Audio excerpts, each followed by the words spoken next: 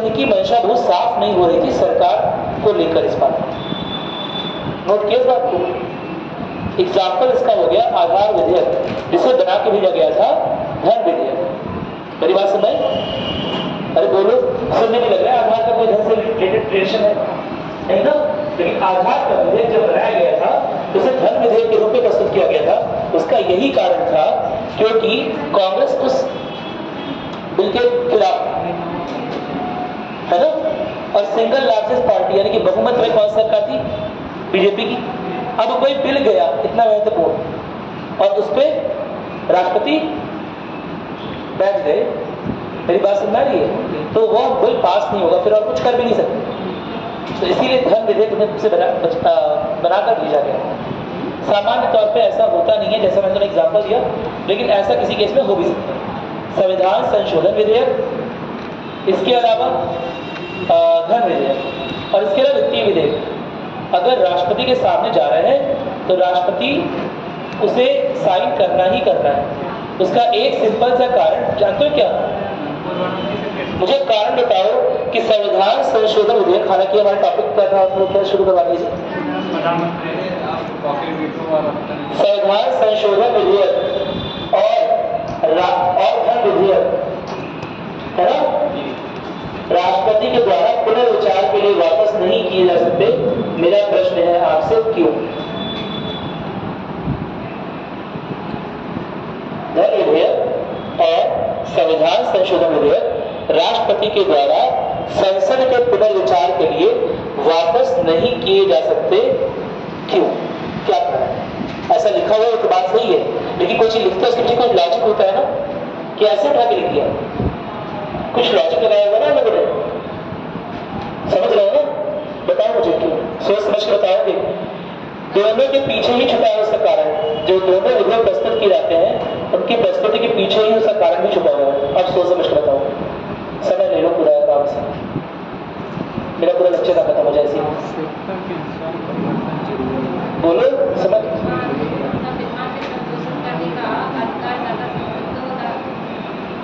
और क्या कारण है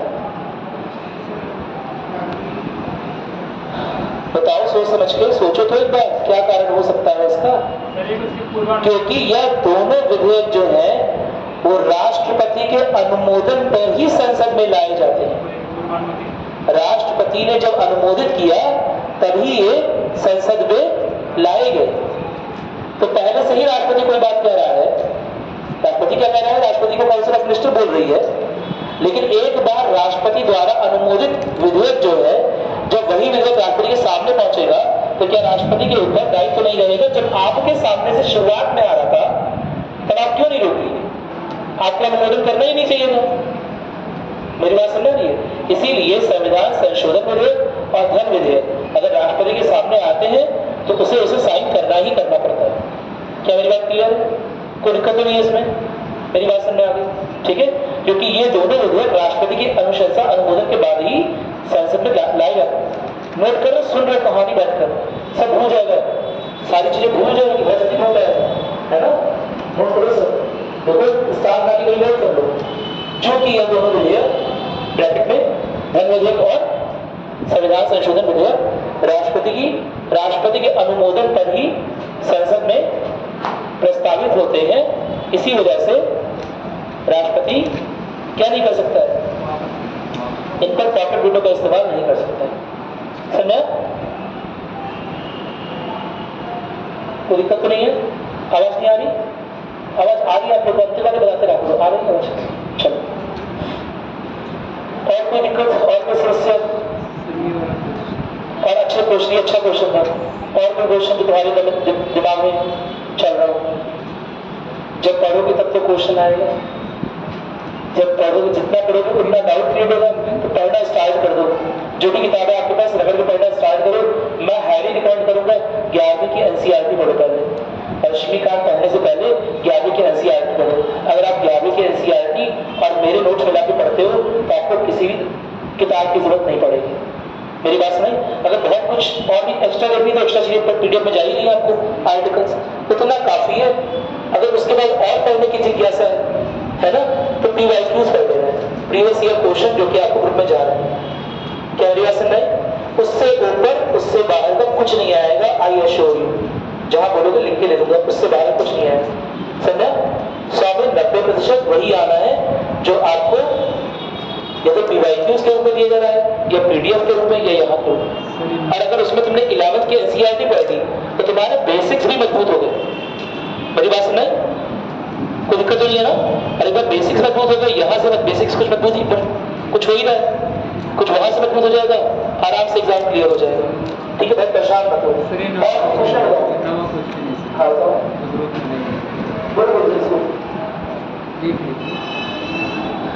अच्छा क्वेश्चन, ऐसा क्वेश्चन कौन सा आंसर थे पूछा उसमें? अभी पूरा हो चुका है ये। राष्ट्रपति के चुनाव के समान तरीके से आता है, पूरी तरह तरीका समान। और राष्ट्रपति का कार्यकाल 5 वर्ष पर, हटाने के लिए केवल राज्यसभा। क्यों चारों सही है? क्यों? राज्यसभा में पेश करते हैं ये यूपीएससी में क्वेश्चन पूछा है ना, इसका रीजन कार्यकाल का हो सकता है। हाँ, जो कार्यकाल उल्लेखित है वो चेयरमैन ऑफ राज्यसभा का है। राज्यसभा का कार्य, राज्यसभा के चेयरमैन के रूप में कार्यकाल लिखा हुआ है, इसीलिए नहीं। उपराष्ट्रपति का कोई कार्य ही नहीं, वो कार्यकाल कैसा है? उपराष्ट्रपति का कोई कार्य ही नहीं है तो कार्यकाल कैसा है? चेयरमैन ऑफ राज्यसभा के रूप में उसका कार्यकाल है।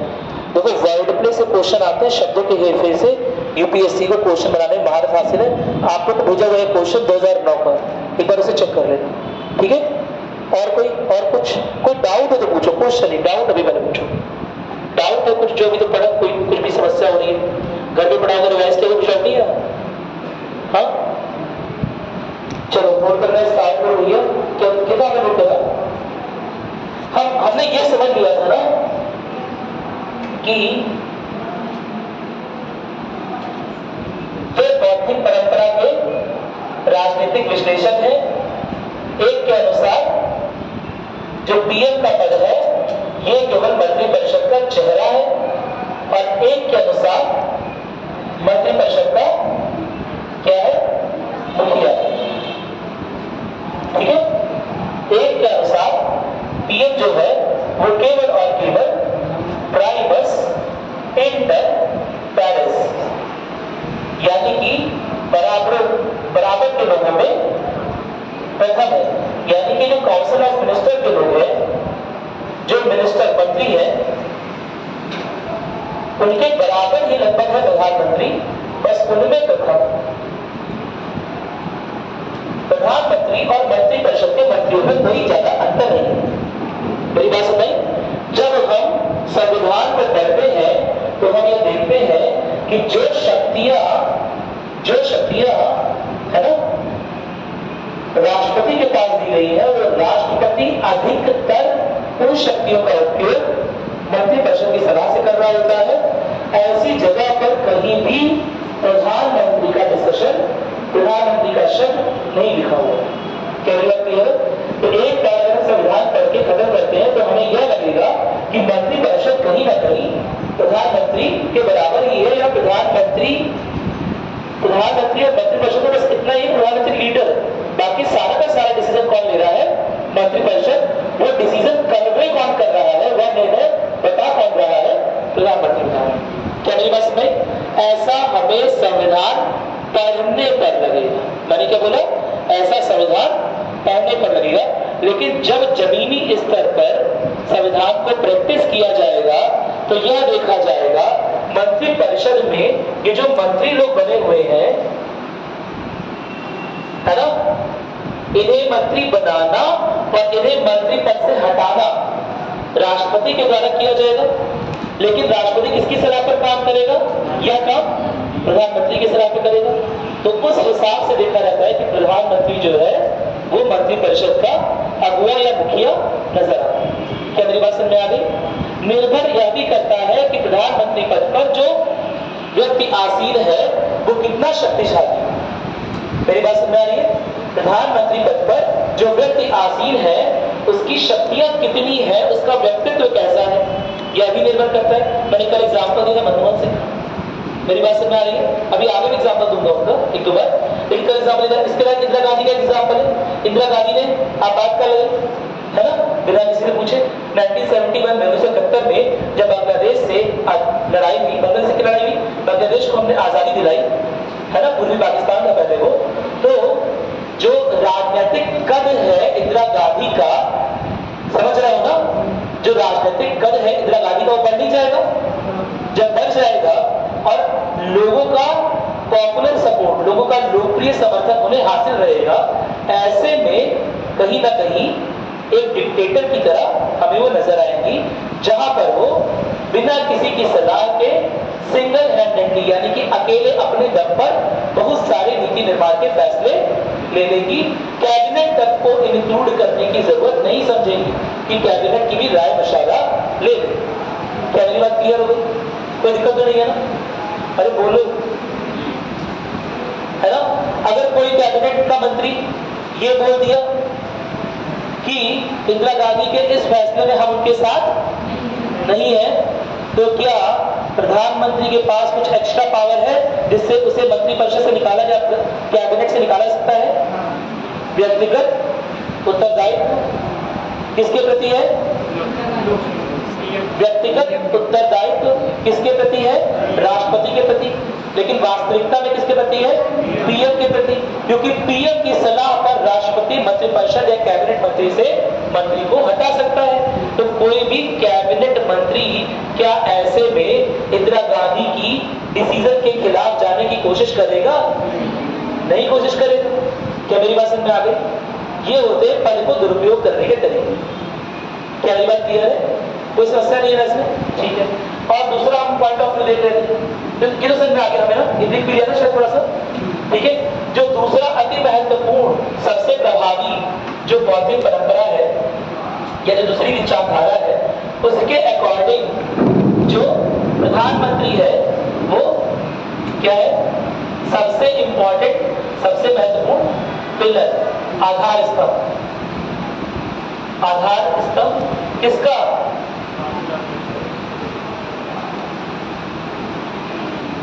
कैबिनेट या फिर मंत्री परिषद के स्थापत्य का। समझता है? तो स्थापत्य क्या होता है? स्थापत्य कला समझते हो किसे बोलते हैं? स्थापत्य किसे बोलते हैं? स्थापत्य कला आर्किटेक्चर। कोई चीज डिजाइन कैसे हुई है? तो कैबिनेट की डिजाइनिंग ऐसे हुई है, मंत्रिपरिषद की डिजाइनिंग ऐसे हुई है कि उसे देखने पर लगता है कि प्रधानमंत्री सबसे महत्वपूर्ण उसका आधार स्तंभ। क्या मेरी बात समझ में आ गई? कोई दिक्कत तो नहीं है? इतना क्लियर हो गया? इसमें आपकी आवाज आ रही है?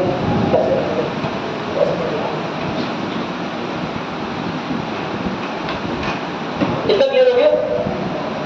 कोई प्रॉब्लम नहीं है ना? नोट करना स्टार्ट करोगे थोड़ा सा लिखो। अच्छा, इसमें पहले एक लास्ट बात लिख लेंगे। ये वाली बात लिख रहे थे ना लोग, शायद पूरी बात नहीं लिखी थी, लास्ट टाइम क्या लिखा हो? जो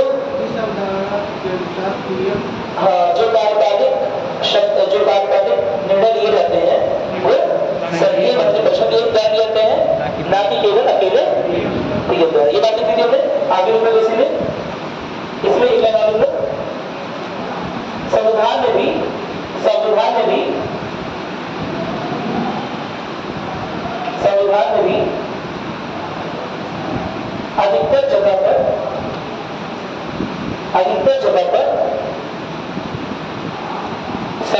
भी अधिकतर जगह पर मंत्रिपरिषद की शक्तियों का उल्लेख है। मंत्रिपरिषद की शक्तियों का उल्लेख है।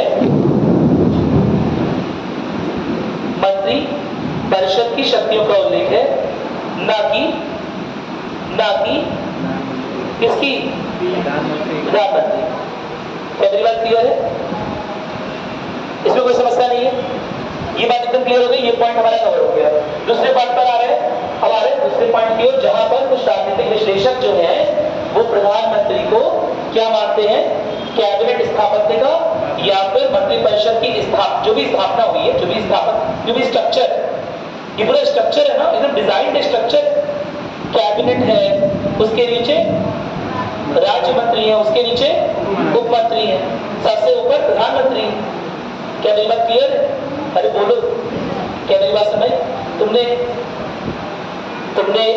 ब्रिटेन की क्वीन का ताज का नाम सुना? ब्रिटेन की क्वीन का ताज फेमस है, क्यों? ब्रिटेन की क्वीन का ताज पूरे वर्ल्ड में सबसे ज्यादा फेमस है, क्यों? क्या कारण? क्योंकि उसमें क्या लगा है? कोहिनूर का हीरा लगा है। मेरी बात सुन रहे? ज्वेल उसमें बहुत सारे जेम्स लगे हैं, बहुत सारे हीरे जवाहरात लगे हैं, लेकिन उसमें सबसे बड़ा हीरा है, सबसे महत्वपूर्ण हीरा है, वो कौन सा है? कोहिनूर का, जो कि भारत से ले गया गया था। बताइए आप लोगों को। हाँ, वेरी गुड। किस वंश ने उसकी खुदाई और उसकी पॉलिशिंग की थी? ककात वंश, नाम सुना आप लोगों ने? ककात वंश ने वारंगल में रूल करते हुए, वारंगल की जगह का नाम है ना, वहां पर रूल करते हुए ककात वंश के राजा, मैं कहा जा रहा हूँ, रुक जाओ, है ना, वहां से मलिक कफूर छीन के आया था वहां से। क्या मेरी बात क्लियर है?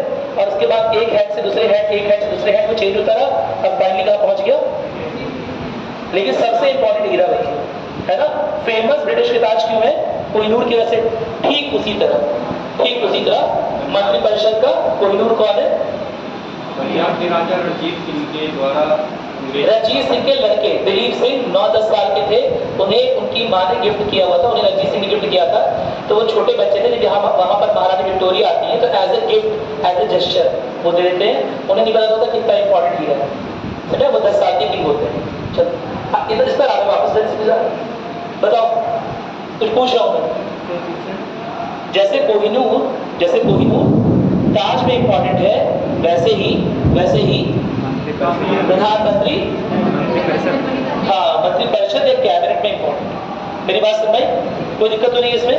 नोट करना स्टार्ट करोगे, लिखो।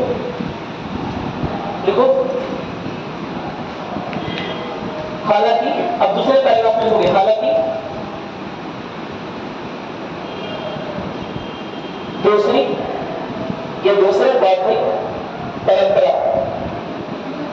दूसरे बौद्धिक परंपरा, ये तो पहले बौद्धिक परंपरा फर्स्ट स्कूल ऑफ थॉट हो गई थी, विचारधारा ये, या दूसरी विचारधारा लिख सकते हो, दूसरी विचारधारा के राजनीतिक विश्लेषकों का, दूसरी विचारधारा लिख लो, विचारधारा के राजनीतिक विश्लेषकों का यह मानना है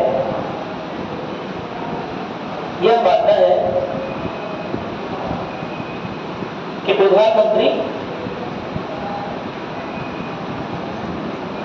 कैबिनेट या मंत्रिपरिषद का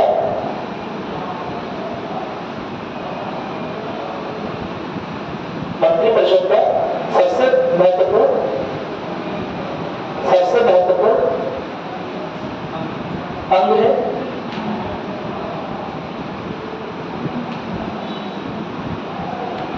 और यह पर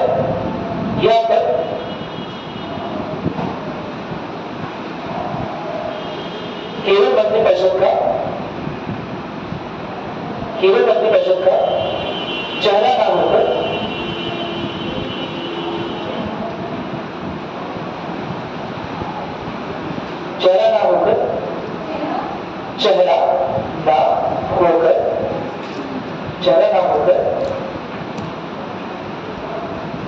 उसकी प्राणवायु है, उसकी प्राणवायु समझते हो? नहीं समझते प्राणवायु है ना? हाँ, बस वही बात है। ठीक है, ऐसा मैं क्यों बोल रहा हूँ? इसमें कुछ कारण करना है, ऐसा नहीं होगा कोई चीज, है ना? ऐसा इस वजह से है क्योंकि, ऐसा इस वजह से है क्योंकि,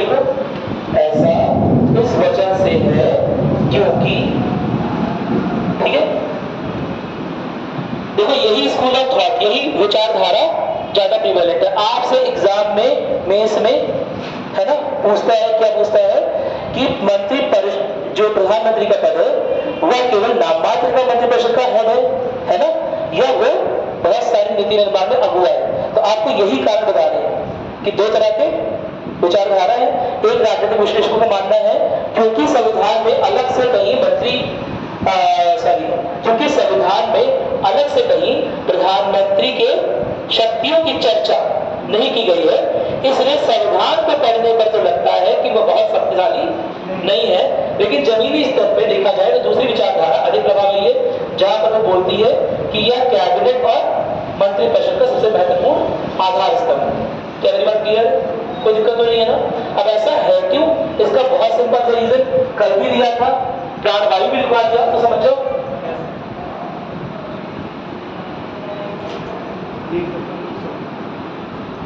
पीएम कहां चले गए? लेट अस सपोज पीएम पद पर कोई आसीन व्यक्ति है ना, अगर बाई चांस उनकी डेथ हो जा रही है,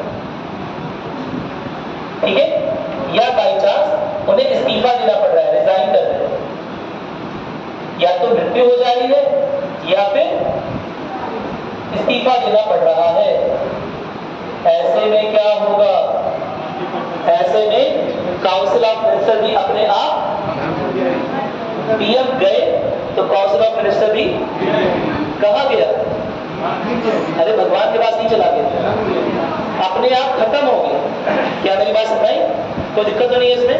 इस बात को लिखोगे क्योंकि, अरे क्योंकि लिखिए ना, पहला पॉइंट लिखोगे, लिखो यदि पीएम, यदि प्रधानमंत्री अपने पद से इस्तीफा देते हैं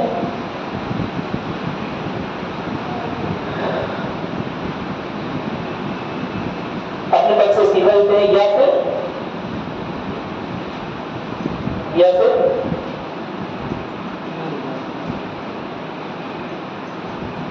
उनकी मृत्यु हो जाती है, ठीक है, तो ऐसे में मंत्रिपरिषद स्वतः ही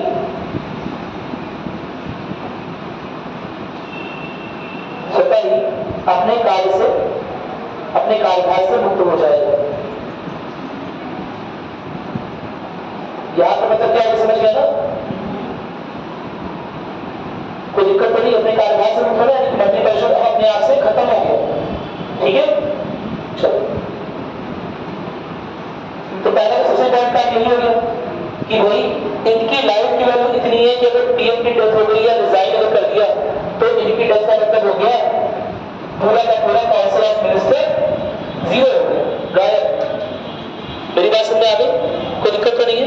दूसरा क्या है, आखिर तुम्हें पता है कि प्रधानमंत्री न केवल मंत्रियों को अपॉइंट कर रहे हैं, यानी कि अपॉइंट कर सकते कौन कर रहा है, नियुक्त कर सकते कौन कर रहा है, राष्ट्रपति कर रहे हैं, लेकिन किसके कहने पर कर रहे हैं? प्रधानमंत्री।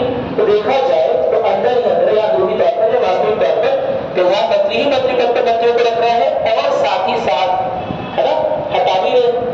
क्या मेरी बात क्लियर है? और इसके अलावा जो विभिन्न मंत्रालयों को मिला है, यानी कि जो विभिन्न मंत्रालयों को जो मंत्री मिले हैं, विभिन्न मंत्रियों को जो मंत्रालय मिले हैं, वो भी राष्ट्रपति किसके कहने पर दे रहे हैं? प्रधानमंत्री कहने पर दे रहे हैं। क्या मेरी बात क्लियर है? इसीलिए मुखर बोला जाए, इसीलिए मुखर बोला जाए, ठीक है। नोट करिए दूसरा पॉइंट,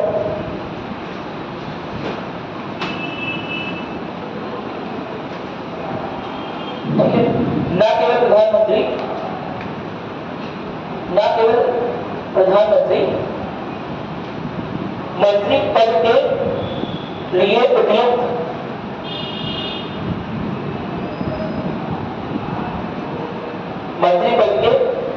उपयुक्त व्यक्तियों का चुनाव करता है, साथ ही साथ उनके बीच में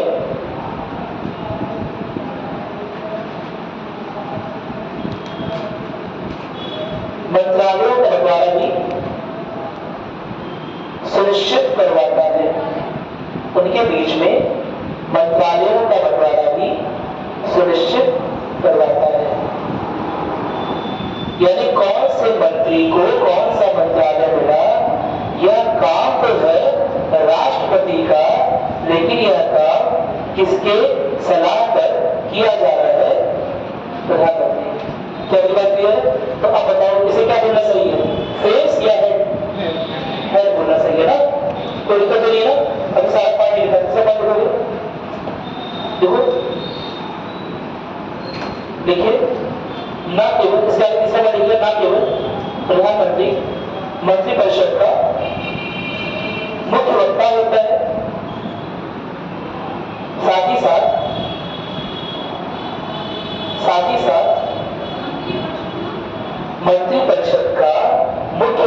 होता है, लिख दो मैं।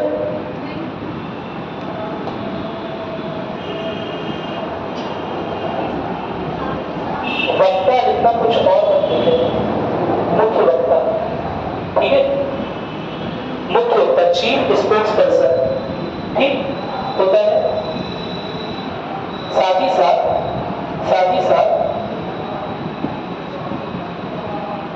महत्वपूर्ण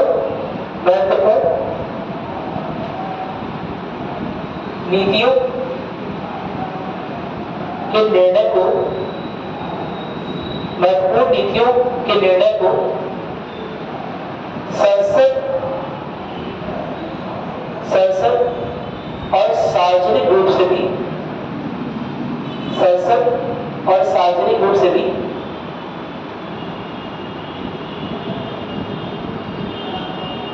उसके कहने पर या उसके विवेक से रखा जाता है।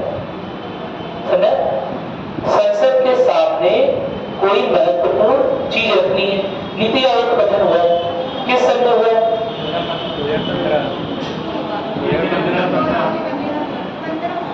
14 से कोई 13 बोल रहा है।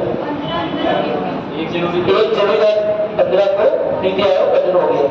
मेरी बात सुनाई? एक्ट पहले आ गया, उस तो नीति निर्माण होना था, अभी महत्वपूर्ण नीति निर्माण था, है ना? इसके बारे में कब डिसीजन, कैसे संसद, कब संसद को उठाना है, कब सार्वजनिक रूप से मीडिया को उठाना है, लोगों को उठाना है ना? यह डिसीजन किसका था? प्रधानमंत्री का। कोई दिक्कत तो नहीं है? मेरी बात सुन रहे हैं? तो महत्वपूर्ण जो नीतियां हैं वो प्रधानमंत्री के विवेक के ऊपर रहता है कि वो कब, किस समय, किस तरह से संसद के सामने और किस तरह से देश के सामने रखी जाए। कोई दिक्कत तो नहीं है ना? चलो तीसरा आगे नोट करोगे। प्रधानमंत्री के पास किसी अन्य मंत्री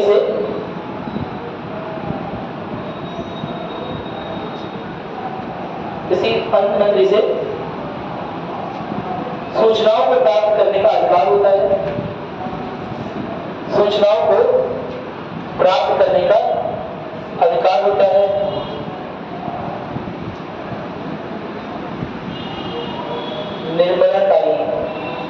निर्मला सीतारमण कौन है? ये फाइनेंस मिनिस्टर, वित्त मंत्री, ठीक है? तो मेरी बात सुन रही? बेटा सपोज प्रधानमंत्री को ऑफकोर्स हर एक चीज की जानकारी नहीं हो सकती, है ना? हो सकता है इन्हें किसी योजना के बारे में या इन्हें किसी नीति के बारे में, या इन्हें यही जानना हो कि भारत के पास अभी कितना रुपया है। मेरी बात सुन रहे? तो निर्मला सीतारमण को कॉल करेंगे और निर्मला सीतारमण को इन्हें ये सारी सूचना देनी पड़ेगी। क्या मेरी बात सुन रहे? निर्मला सीतारमण अगर पलट के पूछ ले कि आप यह क्यों पूछ रहे हैं कि कितना पैसा है, क्या मेरी बात सुन रहे? तो प्रधानमंत्री यह जानकारी देने के लिए क्या कर सकते हैं? मना कर सकते हैं। क्या मेरी बात क्लियर है? यानी प्रधानमंत्री मंत्रिपरिषद के इकलौते मंत्री हैं जिन्हें कोई अन्य मंत्री सूचनाओं के लिए मना नहीं कर सकता। क्या मेरी बात क्लियर है? कोई दिक्कत तो नहीं है ना? मेरी बात समझ में आ गई? चलो ठीक है। वैसे मना करता नहीं है कोई, क्योंकि मंत्रिपरिषद में सब क्या है? एक ही पार्टी के लोग हैं, है ना? लेकिन प्रधानमंत्री कोई वैसे नहीं मना कर सकता। क्या मेरी बात क्लियर हो गई? कोई दिक्कत नहीं है इसमें? चलो आगे लिखोगे। इनके पास अकेले ऐसा राइट है ना, कि मिनिस्टर को कॉल करके मिनिस्टर से इंफॉर्मेशन किसी भी बारे में ले सकते, ठीक है? कोई अन्य मिनिस्टर चाहे, लेट सपोज निर्मला सीतारमण ने फोन लगा दिया किसे? डिफेंस मिनिस्ट्री कौन है इस समय? राजनाथ सिंह,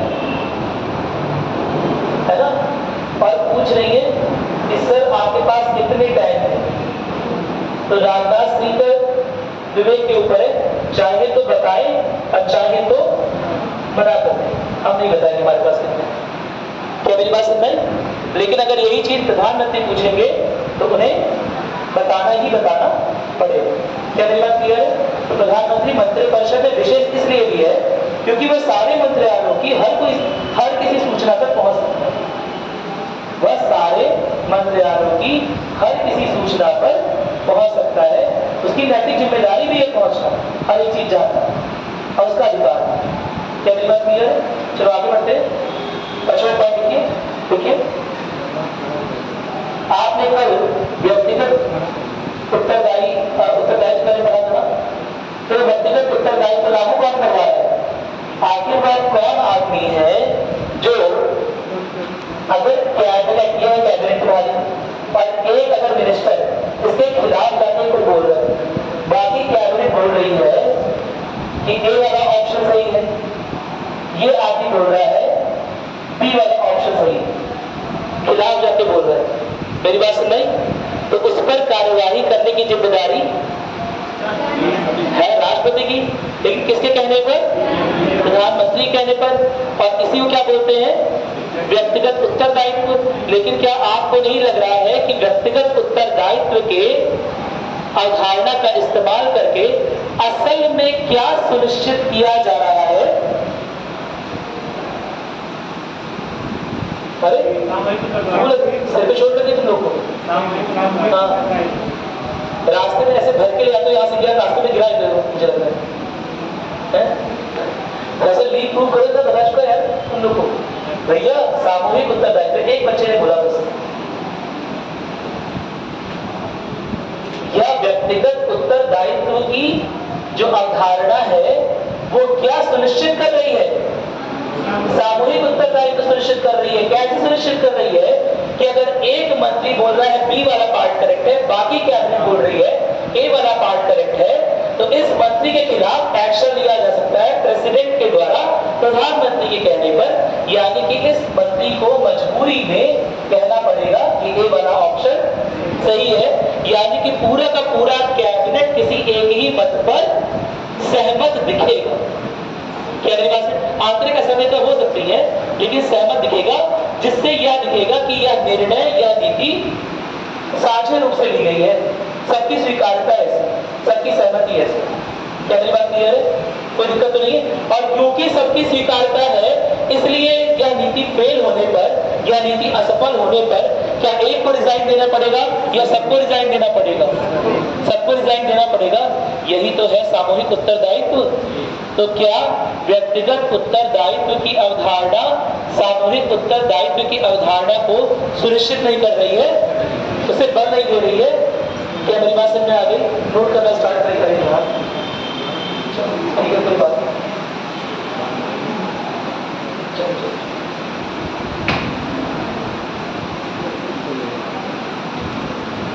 चलो कोई बात नहीं, ठीक है। नोट करोगे? नोट करो जैसे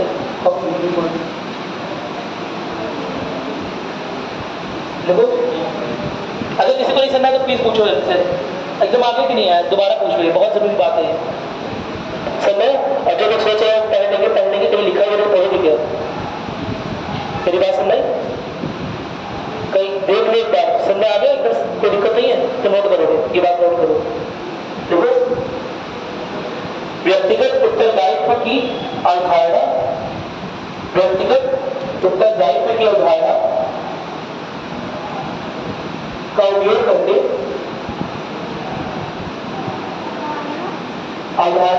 करके प्रधानमंत्री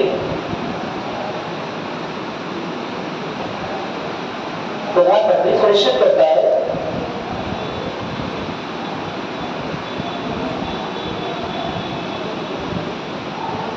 कि मंत्रिपरिषद के द्वारा दिए गए निर्णय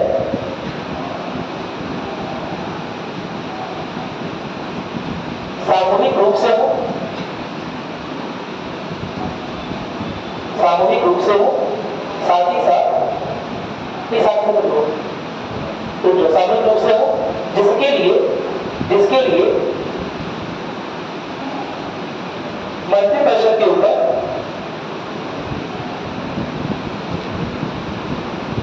सामूहिक उत्तरदायित्व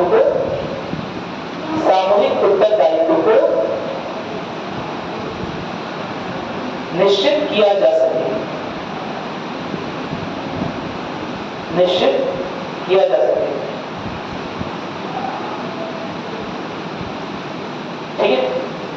कोई दिक्कत तो नहीं है? कोई दिक्कत नहीं है, ठीक है।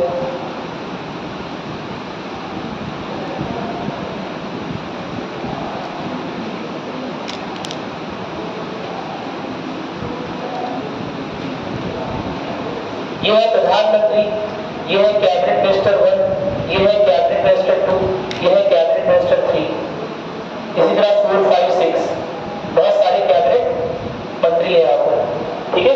प्रधानमंत्री को लीड कर रहे हैं। लेकिन इस मीटिंग में, इस बैठक में जो एजेंडा डिस्कस किया जाएगा, विचार विमर्श किया जाएगा इस बात पर, वो अंततः किसके द्वारा तय की जा रही है? क्या कैबिनेट मिनिस्टर बोल रहा है, कैबिनेट मिनिस्टर बोल रहा है कि सर यह पॉइंट बहुत जरूरी है, इसे डिस्कस कर लेते हैं।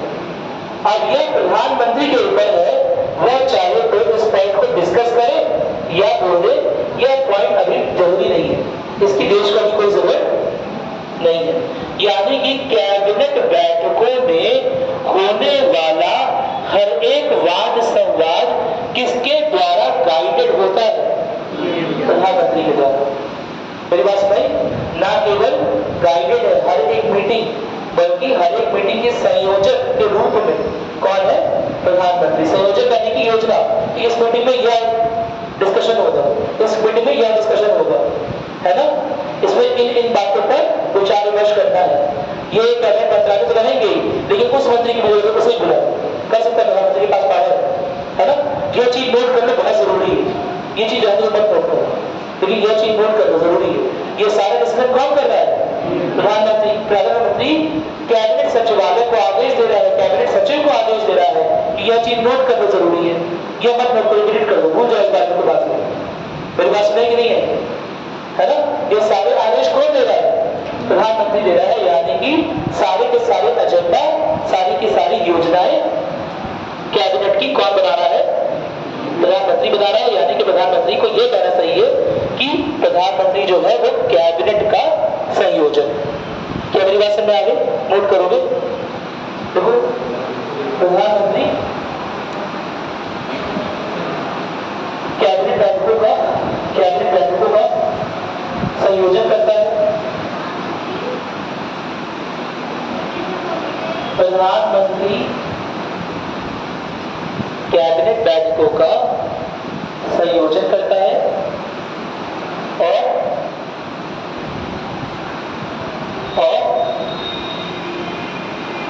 उनमें उन बैठकों में कौन से मुद्दे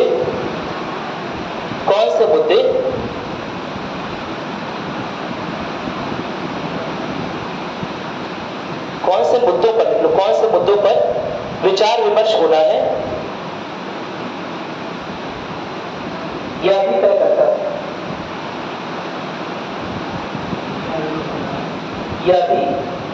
है। अब बताओ, एक बैठक में जो चीज डिस्कस होती है, इसी बैठक से निकल के आएगा जीएसटी काउंसिल बनाना, जीएसटी काउंसिल बनाना। इसी बैठक से निकल के आएगा नीति आयोग बनाना है। इसी बैठक से आएगा आर्टिकल 370 हटाना है। इसी बैठक से आएगा ट्रिपल तलाक के लिए कोई कानून बनाना है। मेरी बात सुनाई? सारे के सारे कैबिनेट की बैठक अंततः किसके द्वारा डिसाइड हो रही है? प्रधानमंत्री द्वारा। उसमें क्या डिस्कशन होगा, किस बारे में क्या बात होनी है, वो सब चीजें वो करता है। किन चीजों को नोट करना है, किन चीजों को छोड़ देना है, वो डिसाइड कर रहा है। कब उन्हें बुलाना है, कब छोड़ना है, वो डिसाइड कर रहा है। किस दिन बुलाना है, यह भी डिसाइड उसी के द्वारा होता है। अब बुलाने के लिए खुद लेटर लेके नहीं जाएगा, तो उसके लिए कैबिनेट सचिवालय है। मेरी बात सुन रहे? कोई दिक्कत तो नहीं है। लेकिन बाकी सारे डिसीजन किसके द्वारा लिया जा रहा है? प्रधानमंत्री और उसके कार्यालय। शायद तुमने नाम सुना, प्रधानमंत्री कार्यालय, पीएमओ ऑफिस, है ना, पीएमओ बोलते हैं। तो सारा का सारा कार्यभार जो है तो प्रधानमंत्री और प्रधानमंत्री कार्यालय द्वारा निर्वहन किया जा रहा है। कोई दिक्कत तो नहीं है ना? क्या मेरी बात सुनने आ गई?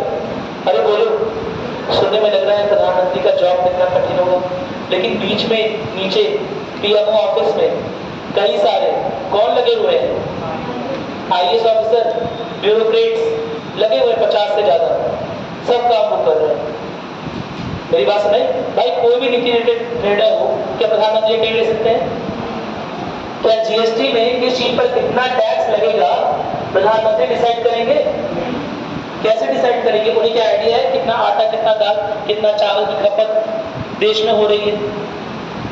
उन्हें ये आइडिया लेना पड़ेगा किसी से ना। क्या मेरी बात समझ आ रही है? तो सारे डिसीजन कहीं ना कहीं इन लोगों की हेल्प से, कैबिनेट सचिवालय की हेल्प से लिए रहा है। कोई दिक्कत तो नहीं है ना। और चाहे जीएसटी हो, चाहे नीति हो, चाहे 370 को हटाना हो, चाहे ट्रिपल तलाक के लिए कोई बिल लाना हो, या किसी भी चीज के लिए कोई बिल लाना हो, मेरी बात समझ आ रही है? किसी जैसे फार्मर्स बिल हो गया, कृषि कानून हो गया, सुना होगा ना कृषि कानून तुम लोग, तो कृषि कानून हो गया। किसी एक मंत्री ने बोला विरोध हो रहा है, अगर विरोध बढ़ जाता और इस्तीफा देना पड़ता, तो क्या एक को इस्तीफा देना पड़ता, सबको देना पड़ता? सबको देना पड़ता। यानी यह बात डिस्कस की जाए या डिस्कस ना की जाए, यह भी तो जानना जरूरी है। इस पर कोई निर्णय लिया जाए या छोड़ दिया जाए, इस पर कोई विधेयक ना लिया जाए, ना लाया जाए, यह भी तो जानना जरूरी है। तो अंतोगत्वा डिसीजन किसका हो रहा होता है? प्रधानमंत्री। क्या मेरी बात समझ आ गई? कोई दिक्कत तो नहीं है। यानी कि हम कह सकते हैं देश का प्रशासन अंततः कैबिनेट की हेल्प से क्लियर चला रहा है। क्या मेरी बात क्लियर है? नोट करो इस बात को, रुको, देखो इसके आधार पर हम ये कह सकते हैं कि इन कैबिनेट बैठकों में, इन कैबिनेट बैठकों से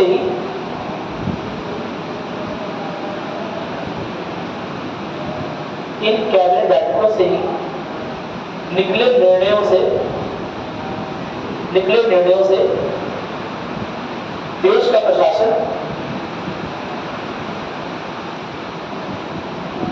प्रशासन चलाया जा रहा होता है। क्या मेरी बात समझ आ गई? नहीं समझेगा?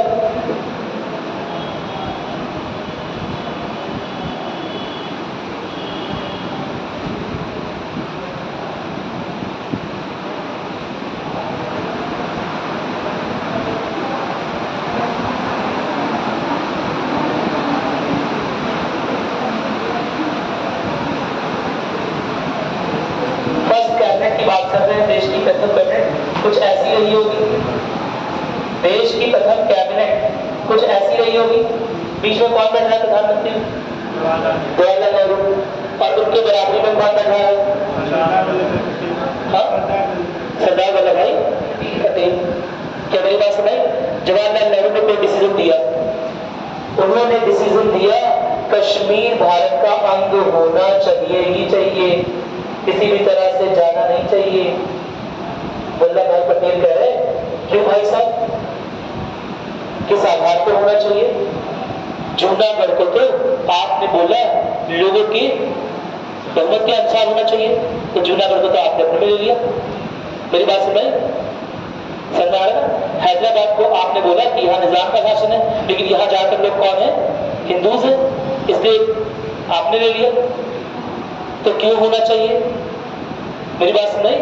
लेकिन यह अपोजिशन या तार्किक बात है ना, सरदार वल्लभ भाई पटेल क्यों कर पा रहे हैं, क्यों रख पा रहे हैं? क्योंकि यह भी प्रधानमंत्री से कम नहीं है, बराबर ही प्रभावशाली है। क्या मेरी बात क्लियर है? बराबर ही उनका भी व्यक्तित्व ऐसा है कि बराबर ही उनसे भी लोग प्रभावित। क्या मेरी बात क्लियर है? तो भले ही काउंसिल ऑफ मिनिस्टर को लीड कौन कर रहा होता है?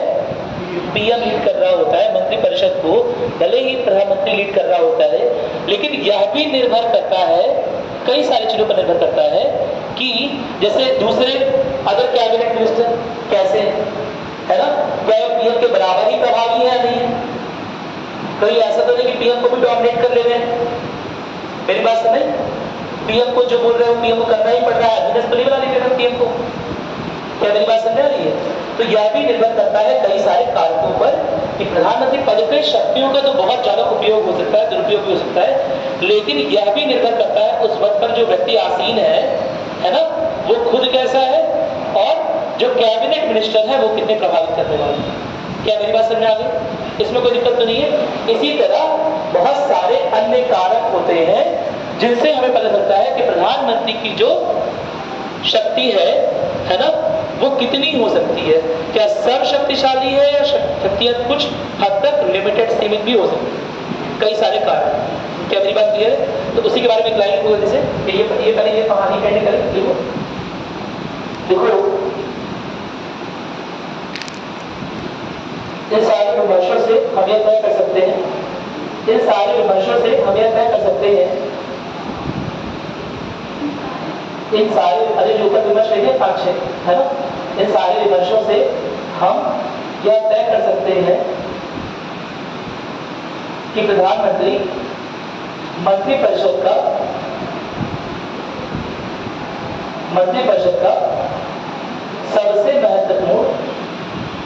सबसे महत्वपूर्ण सदस्य होता है, सबसे महत्वपूर्ण सदस्य होता है।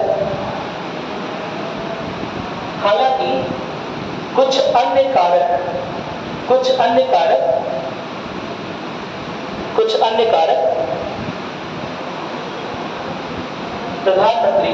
प्रधानमंत्री के कुछ अन्य कारक प्रधानमंत्री के पद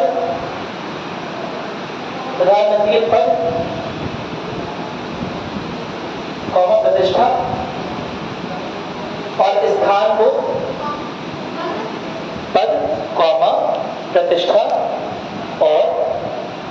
को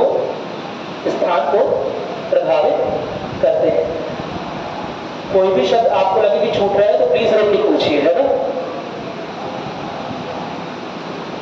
ठीक है। कुछ ऐसे कारक हैं जो प्रधानमंत्री को या तो सर्वशक्तिशाली बना रहे हैं या उतना शक्तिशाली नहीं बनने दे रहे। क्या मेरी बात क्लियर है?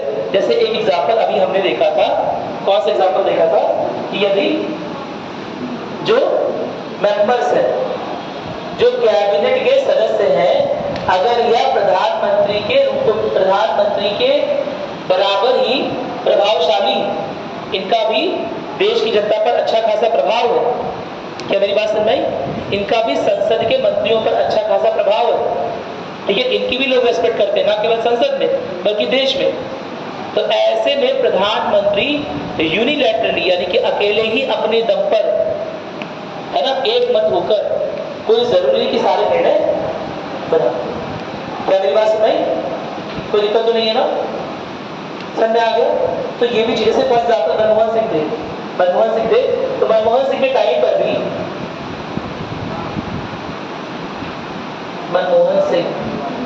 पर भी यहाँ पर पी चिदंबरम खतरनाक आदमी, मतलब इनके बराबर ही शक्तिशाली, खतरनाक है ये सेंस है, जो आपको समझ लेना। ए.के. एंटनी, ठीक है, आनंद शर्मा, मतलब बहुत सारे मंत्री थे जो इनके बराबर है। और इसके अलावा प्रणब मुखर्जी जो आगे चलकर राष्ट्रपति बन गए। मेरी बात समझ? यानी कि अब ये बताओ, क्या मनमोहन सिंह अकेले अपने दम पर जीत कर आए थे?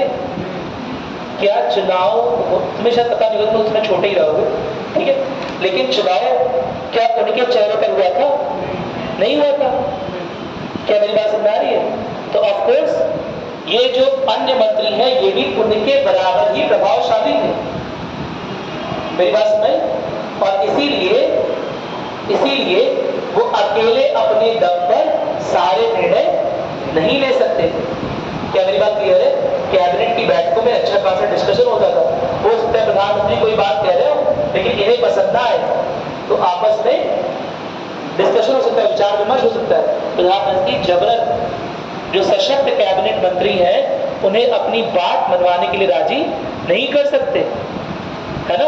उन्हें डर दिखाएंगे, निकाल देंगे आपको, लेकिन उस आदमी का भी तो अपना वजूद है। और अगर ऐसा ही हो जाएगा तो पूरी पार्टी बिखर जाएगी, फिर तो पार्टी 2-3 पार्ट में टूट गई, खंडन हो गया, आपस में विखंडन हो गया। क्या मेरी बात समझ आ रही है? कोई दिक्कत तो नहीं है? ठीक है। तो कुछ कारक हैं इस तरह के जो निर्धारित करते हैं कि प्रधानमंत्री पद पर जो व्यक्ति है वो शक्तिशाली होगा या नहीं होगा। एक तो ये कारण बता दिया, एक और कारण सोचो, है ना, जल्दी से। लेट अस सपोज एक आदमी है ना, क्या नाम रख लें, M dot let us suppose देश के प्रधानमंत्री हैं, सपोज कर रहे हैं, है ना, क्या मेरी बात समझ में आ गई? सपोज कर रहे हैं कि लेट अस सपोज कोई ऐसा प्रधानमंत्री है हमारा, ठीक है, और प्रधानमंत्री ने अपने कार्यकाल में कुछ अच्छे निर्णय लिए, है ना, कुछ अच्छे निर्णय की वजह से उनकी साख जनता के बीच में, संसद के बीच में काफी बढ़ गई है, सब कोई उनसे जुड़ना चाहता है। क्या मेरी बात समझ में? तो ऐसे में जब जनता पर उनकी पकड़ रहेगी, जनता पर उनकी पकड़ रहेगी, तो अन्य मंत्रियों का रोल कम हो जाएगा। अन्य मंत्रियों की सहायता के बिना इन्हें निकाल दिया, इनकी जगह पर दूसरा आदमी ले आए।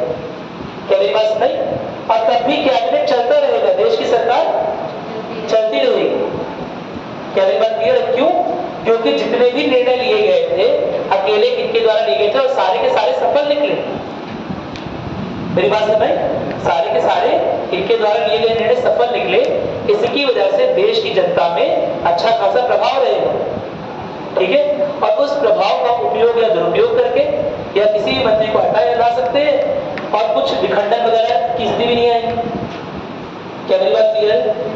तो इस तरह से भी प्रधानमंत्री अगर सही निर्णय लेगा, देश के मतदाताओं का उसे सपोर्ट रहेगा तो शक्तिशाली हो जाएगा।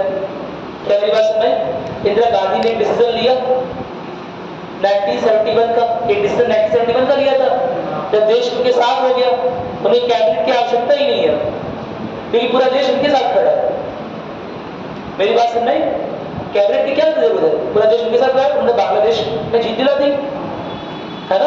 अपोजिशन वाले तक उन्हें क्या बोल रहे हैं? मां दुर्गा का ऐसे आर्टिकल लिख रहे हैं उनके बारे में, आयरन लेडी, है ना, देश की लॉ महिला। रिचर्ड निक्सन के पास गई सुपर कंप्यूटर की डिमांड करने, रिचर्ड निक्सन ने मना कर दिया। 5 घंटे वेट कराने के बाद वापस आकर पहली बार बोली कि इंडिया भले ही आज तक एक छोटी सी चिप ना बनाया है ना, छोटा सा मोटर नहीं बनाया है, लेकिन अगले 1 साल में सुपर कंप्यूटर बनाया है। और 1 साल में उनके दिए गए दिशा निर्देशों को फॉलो करते करते देश के वैज्ञानिकों ने 1 साल में, जिस देश में एक चिप नहीं बना था, उस देश में सुपर कंप्यूटर बना कर दिए। सीडैक ने कहीं नोट किया? परम कहीं नोट कर लो, परम 1000 ऐसे ही बना था। 8000। हाँ, परम 8000। परम 8000, परम 8000, परम उसका नाम है बेसिकली, इसके वजह, ठीक है। 1000, 8000, 10,000 जो भी है वो आपको देखो, ठीक है। परम 8000 इसीलिए बना था। बना क्यों था? क्या कारण? मौसम संबंधी सर। और क्यों जरूरत पड़ गई उसी समय? क्योंकि देश में बाढ़ वगैरह सूखा बहुत है। और क्योंकि उसी समय देश में हरित क्रांति चल रही थी 1965 के बाद, और हरित क्रांति तो चल रही है, लेकिन हरित क्रांति को फायदा कब मिलेगा? जब असल में मौसम कैसा कैसा रहेगा उसकी जानकारी हमारे फार्मर्स तक, हमारे किसानों तक पहुंच जाए। और यह पता करने के लिए हम निर्भर हो जाते थे बाकी सारी कंट्रीज पर। हमारे पास अपना सुपर कंप्यूटर नहीं था, वही मांग करने हम कहां गए थे? अमेरिका गए थे, उन्होंने लगा दिया बेइज्जती करके। क्या मेरी बात समझ? यहाँ पर वापस लौटे, हमने डिसाइड किया कि हम अपना सुपर कंप्यूटर खुद बनाएंगे और 1 साल में हमने अपना सुपर कंप्यूटर बना लिया। इतनी ज्यादा क्षमता है इस देश में। मेरी बात है कि जहां एक छोटी सी चिप नहीं बन रही थी, वहां एक सुपर कंप्यूटर 1 साल के अंदर सारी टेक्नोलॉजी सीखने के बाद बना दिया। जिस व्यक्ति ने बनाया था वो व्यक्ति आज IIT दिल्ली के HOD है, हेड ऑफ डिपार्टमेंट। मेरी बात समझे? कंप्यूटर साइंस विभाग नहीं समझे बात? इतनी क्षमता है इस देश में। क्या मेरी बात क्लियर है? और अगर ऐसा हो गया तो क्या इंदिरा गांधी की साथ, इंदिरा गांधी वर्ल्ड मीडिया में बोली थी ये बात, जब 1 साल के अंदर सुपर कंप्यूटर बनाएंगे, देख लीजिए, और 1 साल के अंदर बन गया, तो क्या ऐसे में इंदिरा गांधी की साथ बढ़ नहीं जाएगी? अरे बोलो, बढ़ जाएगी ना। इंदिरा ने बोला गरीबी हटाओ, गरीबी हटाओ करने के लिए उसने एक कार्यक्रम चलाया 1969 में, बैंकों का राष्ट्रीयकरण। क्योंकि बैंक जो है वो लोन तो दे रहे हैं, लेकिन किसे? अमीर आदमी को बिजनेस चलाने के लिए। फार्मर को लोन मिल नहीं रहा है, छोटे व्यवसायियों को लोन मिल नहीं रहा है। क्यों? क्या देश में क्या इनकम इनइक्वालिटी यानी कि आर्थिक असमानता नहीं आ जाएगी? आ जाएगी। तो उसे हटाने के लिए बैंकों का राष्ट्रीयकरण किया, सिंडिकेट के खिलाफ जाके किया। सिंडिकेट कौन थे याद है? काफी दूर आ गए यहाँ से, लेकिन सिंडिकेट क्या थे? कांग्रेस में जो बुजुर्ग थे बड़े, कांग्रेस के, कांग्रेस में जो नॉन हिंदी स्पीकिंग कांग्रेस के लीडर थे, जो हिंदी भाषा नहीं बोलते थे, बंगाल के, महाराष्ट्र के, कर्नाटक के, तमिल के, केरल के, है ना, उनका एक अपना समूह था, उसे बोलते सिंडिकेट। वो इंदिरा गांधी के खिलाफ हो गए। क्या मेरी बात सुने?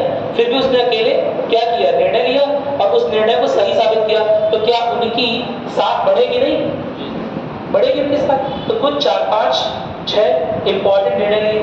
भारत पहला ऐसा तृतीय विश्व का देश बना जिसने दूसरे देश को देश का दर्जा दिया। अभी खुद अपनी आजादी में 20 साल हुए, 1947 में आजाद हुए, 47 में, और 20 साल बाद 1971 में दूसरे देश को आजाद करा दिया, बांग्लादेश को। और आजाद होने के बाद बांग्लादेश को पहली बार देश का दर्जा किसने दिया? भारत। मेरी बात सुने?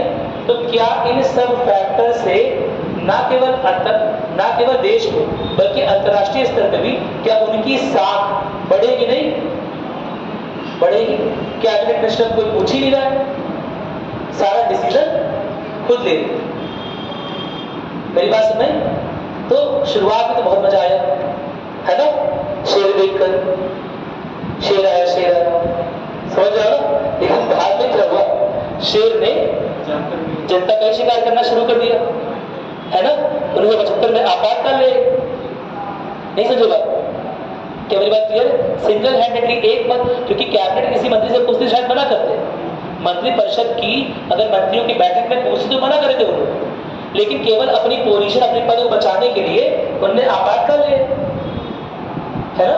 क्योंकि शायद तुमने पढ़ा नहीं होगा कि उनका जो प्रधानमंत्री का पद था, जो प्रधानमंत्री का इलेक्शन हुआ था 1971 में, उसे चैलेंज कर दिया था एक वकील थे, राज नारायण, जो कि इलाहाबाद के थे। तो इलाहाबाद हाईकोर्ट में वो केस हार गई थी, जिसकी वजह से प्रधानमंत्री पद के लिए उनकी उपयुक्तता, उनकी दावेदारी खत्म हो गई थी, जिसपे वो 4 साल से रूल कर रहे। मेरी बात सुन रहे? क्या मेरी बात सुन रही है? तो ऐसी लेडी जो सिंगल हैंडेडली सारे डिसीजन ले रही है, क्या कैबिनेट की बात सुनेगी? नहीं सुनेगी। क्या सर्वशक्तिशाली नहीं हो जाएगी? हो जाएगी। और यह भी वो प्रधानमंत्री पद ही है, यह भी प्रधानमंत्री पद ही। दूसरे एक और प्रधानमंत्री हुए कांग्रेस के, जिनके बारे में आप जानते हो, अभी जल्दी हुए थे। अरे जल्दी मतलब अभी जल्दी नहीं, मतलब 10-12 साल तो भी गए। कौन? मनमोहन सिंह। मनमोहन सिंह पर क्या आरोप लगते हैं? मनमोहन सिंह कभी भी प्रधानमंत्री पद का चेहरा नहीं थे शुरुआत में। उनके लिए एक शब्द यूज हुआ, द एक्सीडेंटल प्राइम मिनिस्टर, जो कि मैं यूज नहीं कर रहा हूँ, बड़े बड़े राइटर्स ने यूज किया हुआ। एक्सीडेंटल प्राइम मिनिस्टर ने बोला कि गलती से राष्ट्रपति पद पर आ गए, है ना, सुबह तक डिसाइड नहीं था, रात को सोए, खाना ना खा के रहे आराम से, सुबह को आ गया आप प्रधानमंत्री बन जाइए। मेरी बात नहीं? क्योंकि कांग्रेस में अन्य दावेदार थे, प्रणब मुखर्जी, पी चिदंबरम, है ना, अन्य दावेदार थे जो उनसे ज्यादा साथ वाले थे। ठीक है, सोनिया गांधी खुद। क्या मेरी बात क्लियर? अरे बोलो। यानी कि इलेक्शन चुनाव मनमोहन सिंह के चेहरे पर नहीं जीता गया था। मेरी बात सुने? तो ऐसा प्रधानमंत्री हर एक काम पूछ के कर रहा है, हर एक काम पूछ के कर रहा है। कैसे पूछ के कर रहा है? जिस व्यक्ति ने उन्हें प्रधानमंत्री पद पर बैठाया है, उनसे पूछ के काम हो रहा है। मेरी बात सुन नहीं? तो क्या ऐसे प्रधानमंत्री को क्या कैबिनेट में प्रॉपर इज्जत मिलेगी? नहीं मिलेगी। कितना भी चिल्लाते रहे कि हमको चाहिए सिर्फ इज्जत, लेकिन मिलेगी? नहीं मिलेगी। क्यों नहीं मिलेगी? क्योंकि असल में चुनाव उन्होंने अपने बल पर नहीं जीता था, यानी कि पॉपुलर सपोर्ट उनके पास नहीं था, लोगों का सपोर्ट उनके पास नहीं था। कैबिनेट के अन्य मंत्री भी बराबर प्रभावशाली थे और सबको पता था सारा डिसीजन कहां से आ रहा है। सारा डिसीजन ये जो बोल रहे हैं वो कहीं और से आ रहा है, कोई और चला रहा है। कठपुतली सरकार स्टार्ट होगी, पपेट गवर्नमेंट, समझते हो? हाँ, पपेट गवर्नमेंट सुना है?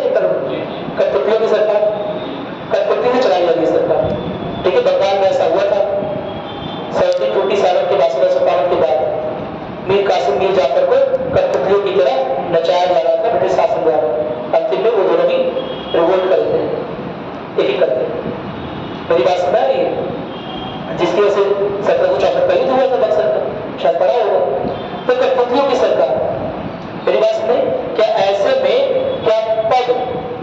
की प्रतिष्ठा दांव तो नहीं लग गई? क्या लोग मजाक नहीं उड़ा रहे हैं? उड़ा रहे हैं? क्या मेरी बात क्लियर है? तो ऐसे में प्रधानमंत्री के पद पर जो आसीन व्यक्ति है ना, वो कैसे आया है, क्यों आया है, उसके पीछे कितने मतदाता खड़े हैं, कितना उसे सपोर्ट है, यह सभी बहुत मायने रखता है उसके पद के शक्तियों को सीमित करने के लिए या बढ़ाने के लिए। क्या मेरी बात क्लियर है? कोई दिक्कत तो नहीं है ना? अलग अलग प्रधानमंत्री का रोल मैंने तुम्हें दिखा दिया। क्या मेरी बात क्लियर है?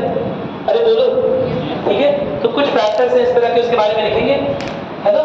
इसके अलावा अच्छा और बताओ, अगर कोई प्रधानमंत्री है जो गठबंधन या घटक दलों को लेकर बना, घटक दलों को लेकर बना, कैबिनेट में अन्य पार्टी के भी मंत्री हैं, कैबिनेट में अन्य पार्टी के भी मंत्री हैं, है ना? और ये भी है, मेरी बात समझ? तो क्या यह स्वेच्छा से हर एक निर्णय बिना इनकी सलाह के ले सकेगा? अरे ले तो सकता है।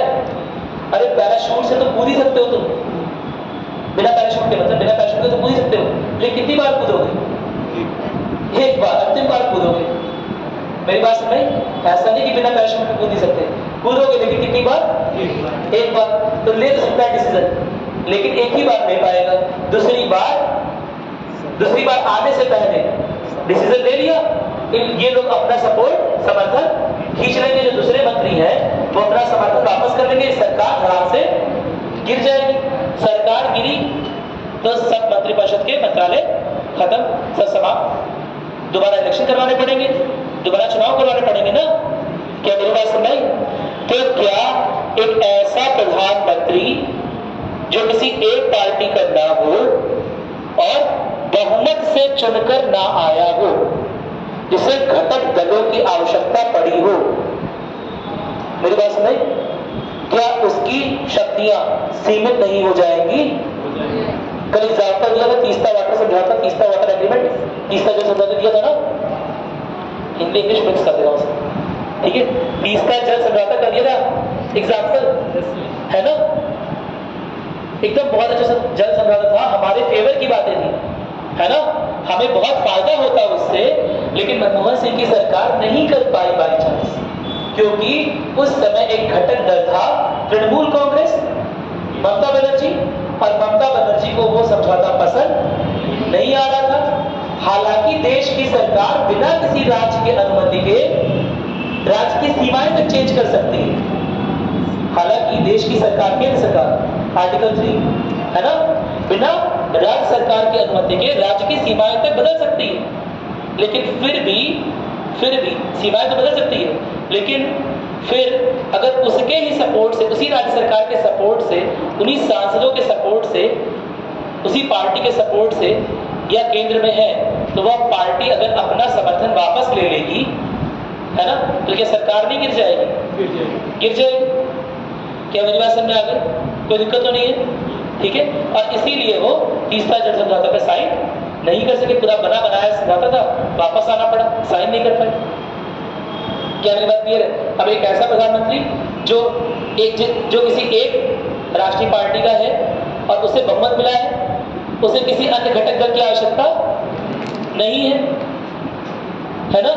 क्या वो भी तीस्ता जल समझौते पर सिग्नेचर करके ना आता? वो आता, वो करता आराम से सिग्नेचर, क्योंकि उसे तो घटक दल की आवश्यकता है, तुम करते ना अपोजिशन, हमें ये करना है, हम साइन कर दें, है ना? हमारी सरकार है, हमारे बहुमत है लोकसभा में, तुम हमारी सरकार को गिरा नहीं सकते, तो तुम्हारे अपोजिशन से हमें परवाह नहीं पड़ती। क्या मेरी बात समझ में आ गई? कोई दिक्कत तो नहीं है?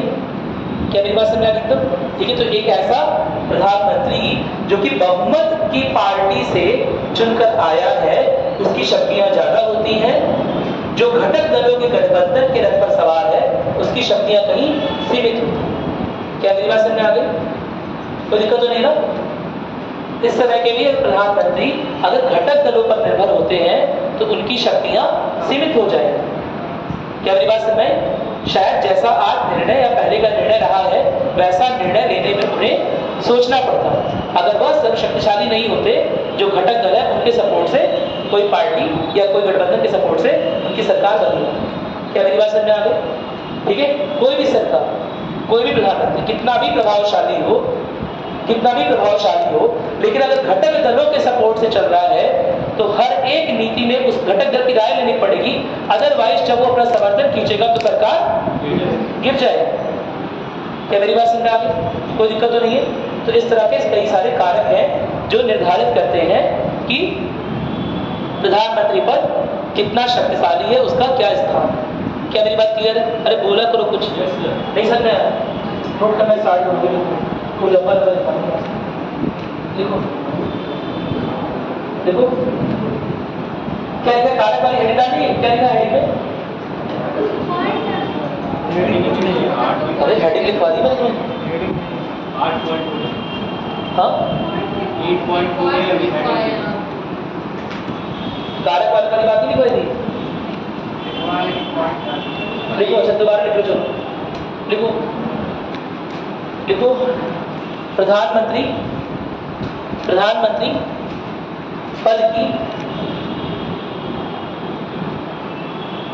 पद की शक्ति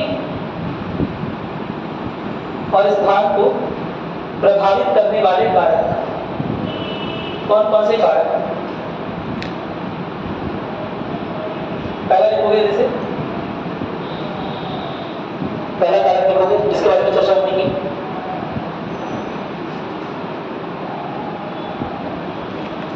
यदि देश का प्रधानमंत्री वही व्यक्ति है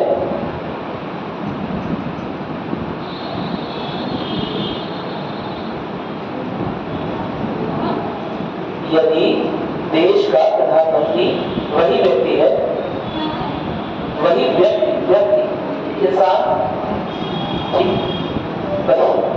वही व्यक्ति है जिसकी वजह से उसके दल को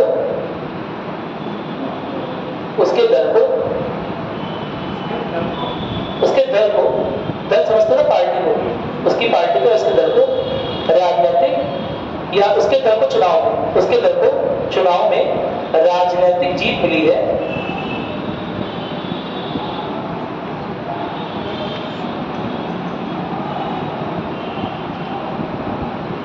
तो ऐसा प्रधानमंत्री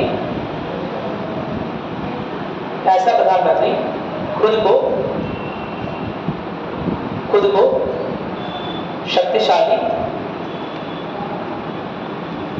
समझेगा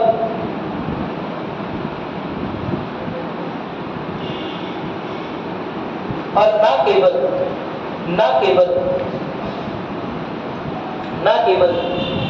उसे अपने दल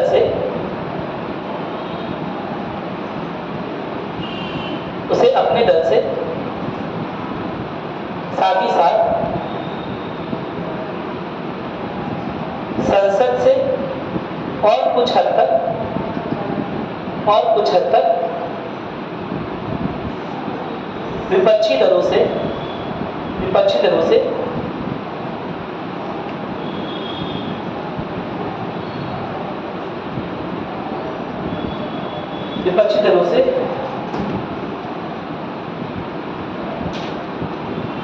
एक्सेप्टेंस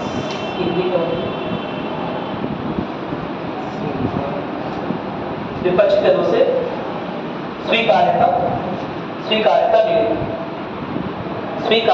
एक्सेप्टेंस मिलेगी। ठीक है, मैंने विपक्षी दल भी लिखवा दिया। क्यों लिखा पता है? 545 सीट है, चुनाव हो रहे, 350 सीट या 4.5 सीट पीएम के द्वारा लीड की गई पार्टी को मिल गई है ना। हाँ बताओ, 400 सीट है, मेरी बात समझ आ रही है? क्या विपक्षी दल को लगेगा नहीं कि भाई सही काम तो इन लोगों ने किया है? कितना अपोज करेंगे यार? 2-4 सीट, 10 सीट, 20 सीट कोई घपला कर लेगा? मेरी बात समझ आई? लेकिन 550 में से 450 सीट किसी एक ही दल को मिल गई। 550 में से 450 सीट किसी एक ही व्यक्ति को मिल गई। तब भी तुम यही बोलोगे कि हमारी योग्यता ज्यादा है? मानना पड़ेगा ना कि हाँ आदमी योग्य है सामने वाला। अरे बोलो, क्या मेरी बात समझ? अगर 550 में से 400, 450, 350 सीट किसी एक ही दल को मिल गई, जो कि चुनाव किसी एक ही व्यक्ति के नाम पर लड़ रहा है ना, क्या विपक्षी दल मानेंगे नहीं कि हाँ उस आदमी की स्वीकार्यता हमसे ज्यादा है? मानेंगे? कहीं ना कहीं देश के लोगों की आंखों में उसकी इमेज ज्यादा है, मानेंगे नहीं? एकदम इससे विरोध कर दोगे, अरे सब गलत है, सब भ्रष्टाचार हुआ है, सब बोल दोगे ऐसा? क्या नहीं बोल पाओ। जो पहला जनरल इलेक्शन हुआ था, first general election of India, जो पहला लोकतांत्रिक चुनाव हुआ था 1952 में, 2 बार पोस्टपोन होकर हुआ था। मेरी बात समझ? इलिटरेट लोगों ने दिया था, लेकिन उसकी भी सफलता का सबसे बड़ा कारण यही माना गया कि इवन जीतने वाले तो जीतने वाले, जो लोग हार गए वो भी मान रहे हैं कि इलेक्शन तो भैया सही तरीके से हो गए, हम हार गए, ये हमारी गलती। मेरी बात समझ? कोई दिक्कत तो नहीं है ना? पहले जनरल इलेक्शन अगर पढ़ोगे कि इंटरनेशनल इलेक्शन पढ़ोगे, या जो एक किताब तुम पढ़ोगे क्लास 12 की, हाँ, पॉलिटिक्स आफ्टर इंडिपेंडेंस वाला भी कार्ड है तुम्हारे में, GS2 में ना एक टॉपिक है पॉलिटिक्स आफ्टर इंडिपेंडेंस, यानी कि आजादी के बाद राजनीति क्या क्या हुई है। क्या मेरी बात क्लियर है? उसमें पढ़ोगे जब प्रथम जनरल इलेक्शन हुआ था, ठीक है, तो उसमें जीतने का कारण, उसकी सफलता का कारण यह भी है कि ना केवल जीतने वाले, हारने वाले भी बोल रहे भैया इलेक्शन तो सही हुआ। मेरी बात सुन रहे? जीतने वाले तो बोलेगा सही हुआ, हारने वाला भी एक्सेप्ट कर रहा है। मतलब अगर हार गए, उन्होंने वर्ल्ड कप में मैच हो रहा है, फाइनल पहुंच गए, हार गए, रोहित शर्मा से लेकर पूरी टीम 0 पे आउट हो गई, तो क्या ये बोलोगे बेमानी हो गई है? बेमंटी हो गई है? क्या बोलोगे? ये बोलोगे अरे भाई आउट हो गए और नहीं खेल पाए, इसमें बेमानी की क्या बात? दूसरी वाली टीम अच्छा खेली, क्या मेरी बात समझ आ रही है? तो उसी तरह से, ठीक उसी तरह से, अगर, है ना, अगर शक्तिशाली पीएम है या कोई एक व्यक्ति जिसके नाम पर चुनाव लड़ा जा रहा है, मेरी बात समझ आ रही है, अगर लोगों में उसकी एक्सेप्टेंस ज्यादा है और अच्छी खासी मार्जिन से जीता है, अच्छा खासा अंतर से जीता है, इसका मतलब विपक्षी दलों को भी अपनी हार स्वीकार करनी पड़ेगी। 2-4 सीट 10 सीट की बात नहीं, अच्छा खासा अंतर है। क्या मेरी बात समझ? क्या मेरी बात समझ आ रही है? विपक्षी दलों को भी अपनी हार स्वीकार करनी पड़ेगी। ऐसे मेरी बात मेरे ख्याल से क्लियर हो गई, कोई दिक्कत तो नहीं इसमें? ठीक है, इसीलिए मैंने लिखा, इसीलिए विपक्षी दलों की स्वीकारता आएगी नहीं ना, विपक्षी दलों की स्वीकारता आएगी। आप बंद के बोल दोगे क्या? मतलब सपोज तुम लोग बड़े हो गए, अंकल आंटी बन गए, है ना, बट लास्ट के 20-30 साल बाद तुम्हारा बच्चा 80% पाया है, दूसरे वाले का 95% पाया है, तो बोल दो उसका रिजल्ट खराब है, हमारे बच्चे सबसे बड़े टॉपर है, ऐसा बोलोगे? है उसे स्वीकार नहीं करोगे, तुम्हारे घर आकर संभालोगे तुम्हारा 95 क्यों आया? अरे बोलो, नहीं करोगे ना ऐसा? तो स्वीकारता करनी पड़ेगी भाई, जो सर ने जो ज्यादा मेहनत की उसकी स्वीकारता करनी पड़ेगी। क्या ये बात क्लियर? तो ऐसा व्यक्ति जब जीत कर आएगा तो ना केवल अपने दल में स्वीकार्य होगा, बल्कि संसद में और साथ ही साथ विपक्षी दलों से भी उसे स्वीकारता मिल रही होगी। क्या मेरी बात क्लियर है? कोई दिक्कत तो नहीं है? और जिसे इस तरह की स्वीकारता मिलेगी, क्या वो शक्तिशाली नहीं रहेगा? बहुत सिंपल सी बात है। क्या मेरी बात क्लियर है? दूसरा नोट करो, दूसरा पॉइंट नोट करो। देखो, यदि प्रधानमंत्री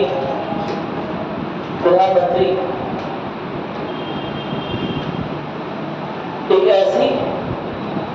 ऐसी बहुमत सरकार का,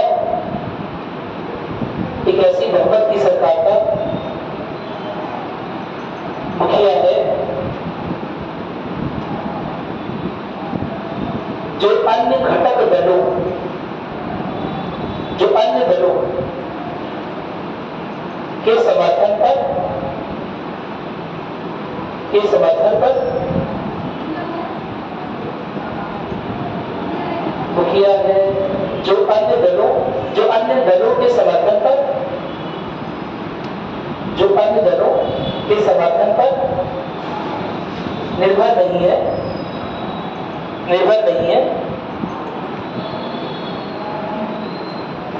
तो ऐसा प्रधानमंत्री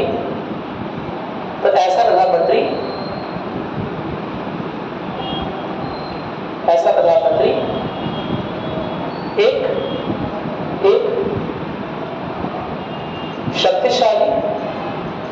शक्तिशाली अधिकारी के रूप में काम करेगा, एक शक्तिशाली अधिकारी के रूप में दायित्व निर्वहन करेगा,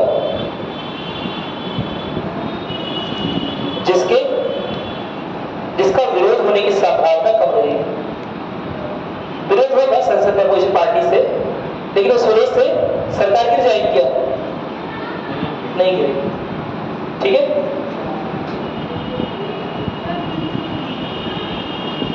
जिसका विरोध होने की संभावना कम रहेगी, जिसका विरोध होने की संभावना कम रहेगी। तुम लोग मुझसे 10 बार पूछो, 10 बार लिखा सकता हूँ, कोई दिक्कत नहीं है। लेकिन दिक्कत यह है कि मुझे हिंदी में मनी ट्रांसलेट करना पड़ रहा है, उसमें लग रहा है टाइम। मेरी बात में लिखा रहता था सेम बोलने के बाद कोई दिक्कत ही नहीं है। ठीक है, चलो दूसरा लिखोगे। 2 हो गया ना, एकदम समझ आ गया। समझाओ सही वाला कैसे होगा, ये आ गया तो आ गया, तो घंटे तक आ गया। तीसरा नोट करोगे, देखो, यदि प्रधानमंत्री के द्वारा लिए गए निर्णय, प्रधानमंत्री के द्वारा लिए गए निर्णय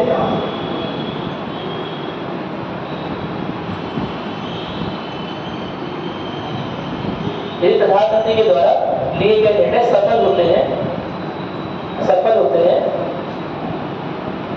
और अपेक्षित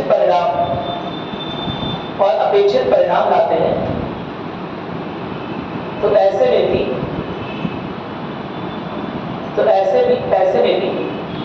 न केवल संसद में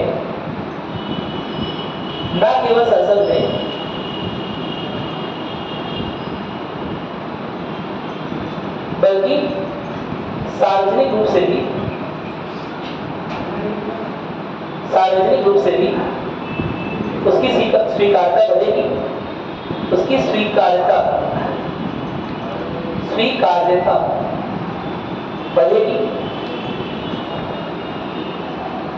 और उसकी शक्तियों और प्रभाव में इजाफा होगा।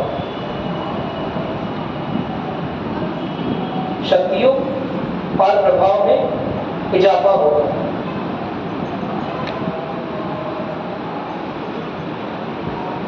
प्रधानमंत्री डिसीजन ले रहा है, उज्ज्वला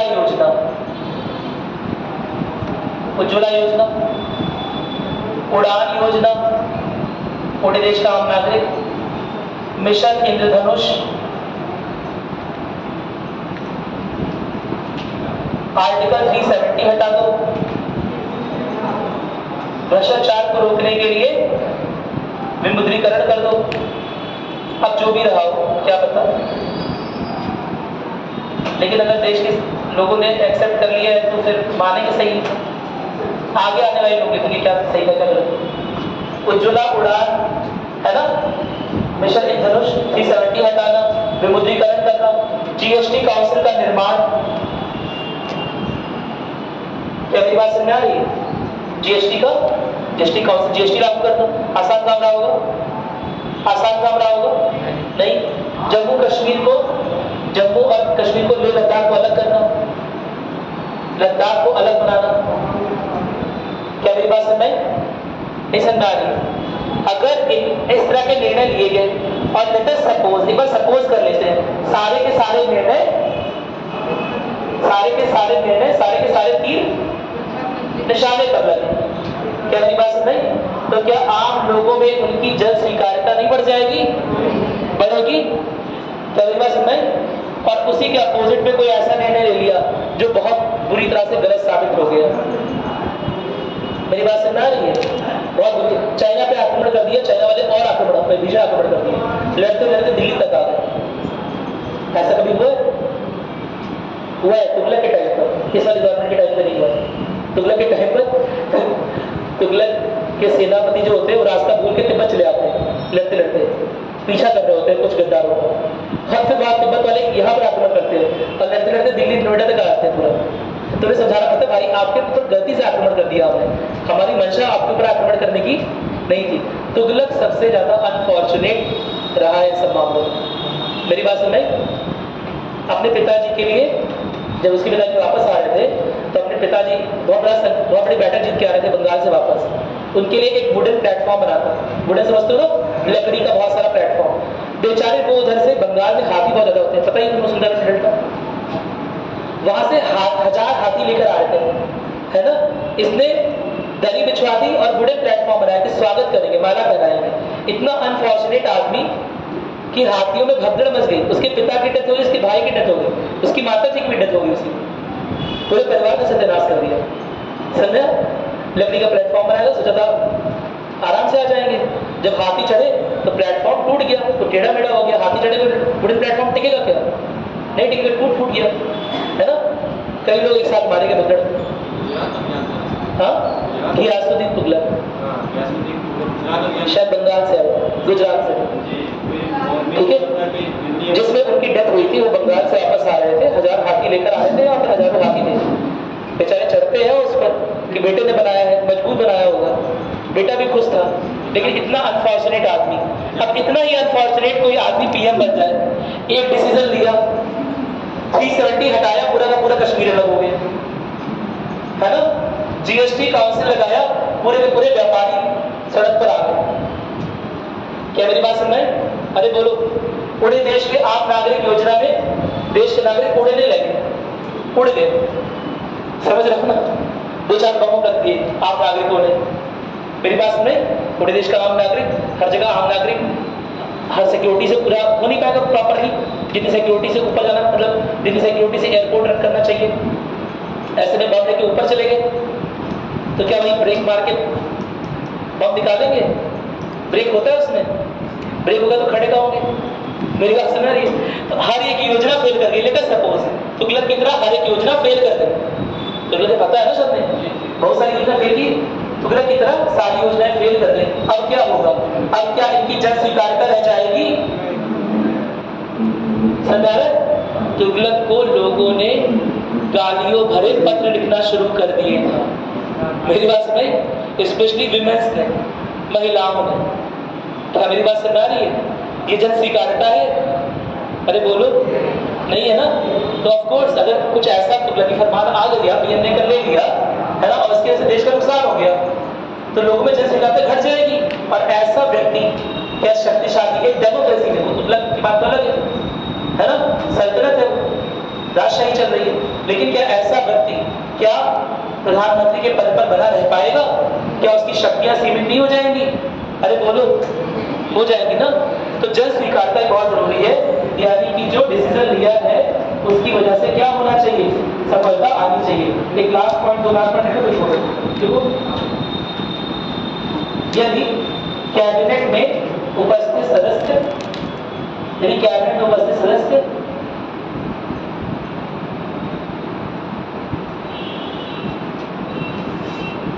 प्रधानमंत्री के बराबर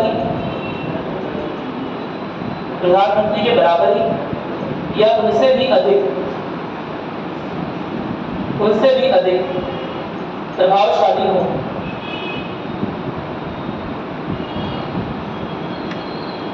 तो ऐसे में प्रधानमंत्री की शक्ति सीमित हो जाएगी।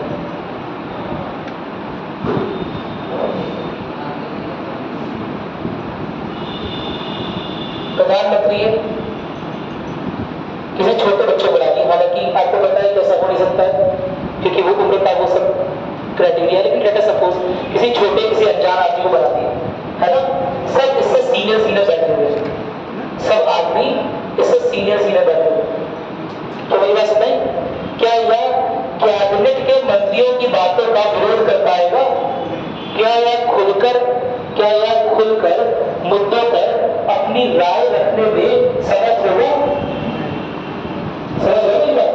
मनमोहन सिंह बैठे हुए और उनसे एक प्रभावशाली आदमी कैबिनेट में सपोर्ट प्रणब मुखर्जी बैठे हुए। मेरी बात सुनाई? पीछे नंबर है, ज्यादा नॉलेजेबल नहीं, बराबरी कर सकते हो। पीछे नंबर बैठे हुए, डिफेंस मिनिस्टर ए के एंटनी बैठे हुए। क्या मेरी बात सुनाई? जिनका बाहर देश की जनता पर, देश की संसद पर उतना ही प्रभाव है जितना मनमोहन सिंह का है, या फिर शायद ज्यादा ही हो, उससे कम नहीं। क्या मेरी बात सुनाई? तो क्या ऐसे में प्रधानमंत्री स्वेच्छा से कैबिनेट मीटिंग में अपनी बात रख पाएंगे या कोई निर्णय ले पाएंगे? नहीं। ये लोग दबाव डालेंगे और झुक जाएंगे। ये बोलेंगे अरे नहीं यार आप गलत बोल रहे हो, ऐसा थोड़ा ना होता है, हम आपसे सीनियर, हम जानते हैं। आपको कहाँ बताया भाई, हमने चलाया, हमें बताया। क्या मेरी बात क्लियर है? ऐसे में प्रधानमंत्री को झुकना पड़ सकता है? क्या मेरी बात क्लियर है? नहीं बात समझी? तो क्या ऐसा प्रधानमंत्री जिसके कैबिनेट में उससे अधिक शक्तिशाली, उससे अधिक प्रभावशाली, है ना, कैबिनेट मंत्री उपस्थित है, क्या उसकी शक्तियां कम नहीं हो जाएंगी? जवाहरलाल नेहरू की शक्ति अब तक सरदार वल्लभ भाई पटेल कैबिनेट में थे या जिंदा थे, बोल सकते हो, जीवित थे? क्या मेरी बात क्लियर है? कहीं ना कहीं बहुत सारी चीजें, विचार विमर्श, दिक्कत, है ना, वापस होने के बाद वापस मतलब होता होगा। क्या मेरी बात क्लियर है? ठीक उसी तरह मनमोहन सिंह के टाइम पर, है ना, एचडी देवगौड़ा के टाइम पर जो कैबिनेट है वो नॉर्थ इंडियन की है, उसमें नॉर्थ इंडियन बहुत सारे मिनिस्टर्स हैं, यानी कि उत्तर भारतीय, और एचडी देवगौड़ा दक्षिण भारतीय। मेरी बात समझ? तो कहीं ना कहीं इनकी डोमिनेंस को, इनके वर्चस्व को फेस नहीं कर रहे होंगे, फील कर रहे होंगे ना, ये लोग ज्यादा डोमिनेट कर रहे हैं। मेरी बात समझ आ रही है? ये लोग अपनी बात मनवा ले जा रहे हैं। क्या ऐसा प्रधानमंत्री सच में शक्तिशाली होगा? नहीं हो पाएगा। अगर उसकी कैबिनेट में उससे अधिक प्रभावशाली व्यक्ति है ना, और चुनाव भी अपनी वजह से जीत के नहीं आया, ठीक है, इनके सपोर्ट से बना हुआ। क्या मेरी बात समझ में? जो नोबल्स हैं वो ज्यादा शक्तिशाली हैं, जो नोबल्स हैं वो ज्यादा शक्तिशाली हैं, ठीक है। याद आ रहा है ऐसा किसमें हुआ था, नोबल ज्यादा शक्तिशाली थे? बलबन किसका वजीर था? बलबन किसका टिप्पू सुल्तान था? बलबन किसका वजीर था? मेडिकल पढ़िए अभी नहीं पढ़ा, अच्छा कोई बात नहीं। नसरुद्दीन शाह, ठीक है। यदि सारे के सारे डिसीजन फाइनली बलबन द्वारा लिए जा रहे हैं, है ना, तो क्या नसरुद्दीन शाह सच में शक्तिशाली है? नहीं है। बहुत सिंपल सी बात। क्या मेरी बात समझ आ रही है? क्या मेरी बात सुनाई दे रही है? कोई दिक्कत तो नहीं है? बस खत्म हो गया, लेक्चर खत्म, समझ आ गया? यानी कि मैं क्या बोल रहा हूँ कि पीएम के पद पर जो व्यक्ति आसीन है, यदि कैबिनेट मंत्री उससे अधिक प्रभावशाली है, अगर कैबिनेट का मंत्री उससे अधिक शक्तिशाली है, तो कहीं ना कहीं पीएम के पद पर जो व्यक्ति आसीन है उसके अनुसार काम करेगा और उसकी शक्तियाँ सीमित हो जाएगी। क्या मेरी बात समझ में आ रही है? कोई दिक्कत तो नहीं है ना? आज पर डिग्री आप छोटी जगह है ना, एक पॉइंट बाकी